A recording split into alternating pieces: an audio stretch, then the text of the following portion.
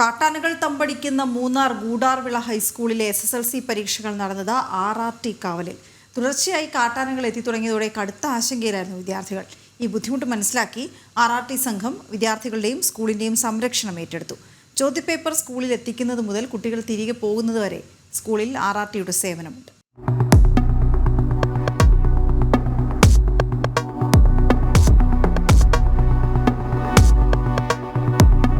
കാട്ടുകൊമ്പൻ പടയപ്പയടക്കം 7 ആനകളടങ്ങുന്ന കൂട്ടമാണ് ഇവിടെ എത്തുന്നത്. ഇതിൽ 3 ആനകൾ ഈ മേഖലയിൽ നിന്ന് പിൻവാങ്ങാറേയില്ല.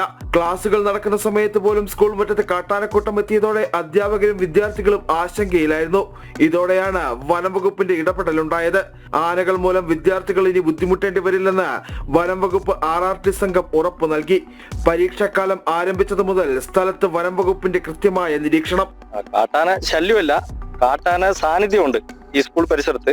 അപ്പൊ ഇത് സ്ഥിരമായിട്ടുള്ള ആനകളാ. അപ്പൊ ഈ പടയപ്പ എന്നുള്ള ആനയ്ക്ക് മസ്തുള്ളതുകൊണ്ടും ഈ ആനക്കൂട്ടം സ്കൂൾ പരിസരത്ത് കാണുന്നതുകൊണ്ട് നമ്മുടെ ഈ പരീക്ഷയ്ക്ക് തടസ്സം കൂടാതിരിക്കാൻ വേണ്ടിയാണ് RRT ക്യാമ്പ് ചെയ്ത് ആനയെ നിരീക്ഷിക്കുകയും ഈ ക്യാമ്പസിനകത്ത് ആന വരാതെ നോക്കുകയും ചെയ്യുന്നു. കൂടാതെ ഈ വിദ്യാഭ്യാസ വകുപ്പിന്റെ ആവശ്യപ്രകാരം ഈ ക്വസ്റ്റ്യൻ പേപ്പർ മൂന്നാറിന് ഈ സ്ട്രോങ് റൂമിൽ നിന്ന് എടുക്കുക. രാവിലെ 6:30 അവരുടെ കൂടെ പൈലറ്റായിട്ട് ക്വസ്റ്റ്യൻ പേപ്പർ എടുത്ത് ഈ സ്കൂളിൽ രാവിലെ എത്തിച്ചു കൊടുക്കും. ഒരു 7-7:30 ആകുമ്പോൾ തുടർന്ന് ഈ സ്കൂളിൽ തന്നെ നമ്മൾ ക്യാമ്പ് ചെയ്യുന്നു. പരീക്ഷയ്ക്ക് തടസ്സമില്ലാതിരിക്കും 9 മുതൽ 12 വരെ പരീക്ഷ തീരുന്നവരെ നിന്ന് പരീക്ഷ ഒരു ബുദ്ധിമുട്ടില്ലാതെ തീരുന്നവരെ തീർത്തു കൊടുത്തിട്ടാണ് RRT ടീം പോകുന്നത്. ആനയെ വിരട്ടിയോടിക്കാൻ പ്രത്യേക സംവിധാനങ്ങളുമായിട്ടാണ് RRT സംഘം ഗൂഡാർവിള സ്കൂളിൽ എത്തിയത്. ആ പരീക്ഷണം സമ്പൂർണ്ണ വിജയത്തിലേക്ക് എത്തുകയും ചെയ്തു.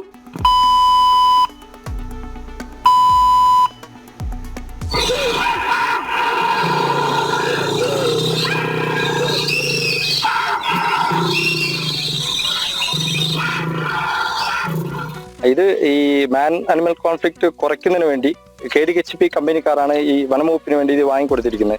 ഈ സിസ്റ്റം എന്ന് വെച്ചാൽ പടക്കം പൊട്ടിക്കുന്നേക്കാൾ ഉപയോഗപ്പെടുന്നുണ്ട്. ഈ ആനക്കൂട്ടം എന്നുള്ള രീതിക്ക് ഉപയോഗിക്കുമ്പോൾ ഈ ആനക്കൂട്ടം ഈ സൗണ്ട് സിസ്റ്റം കടുവയുടെ സൗണ്ട് കേൾക്കുമ്പോൾ സ്വാഭാവികമായിട്ടും ആനക്കുഞ്ഞുങ്ങളുള്ള ഒരു കൂട്ടം മൂവ് ചെയ്യും. അപ്പൊ നമുക്ക് ഇത് ഉപയോഗിച്ച് നോക്കിയപ്പോൾ തന്നെ അതങ്ങനെ ഫലപ്രദമായിട്ട് പോകുന്നു. ആനക്കൂട്ടങ്ങൾ ഈ സൗണ്ട് കേൾക്കുമ്പോൾ തന്നെ കാട്ടിനകത്ത് കയറുന്നു. സാമ്പത്തികമായിട്ട് തന്നെ ലാഭം എന്ന് പറയാം. കാരണം ചാർജ് ഇട്ടാൽ മതി, ഇത് ഗുണം ചെയ്യുന്നുണ്ട്.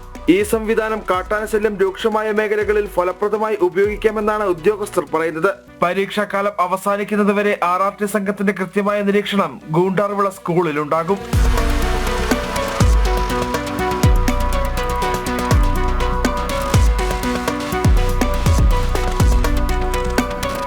സുബിൻ തോമസ്, ജനം, ഇടുക്കി.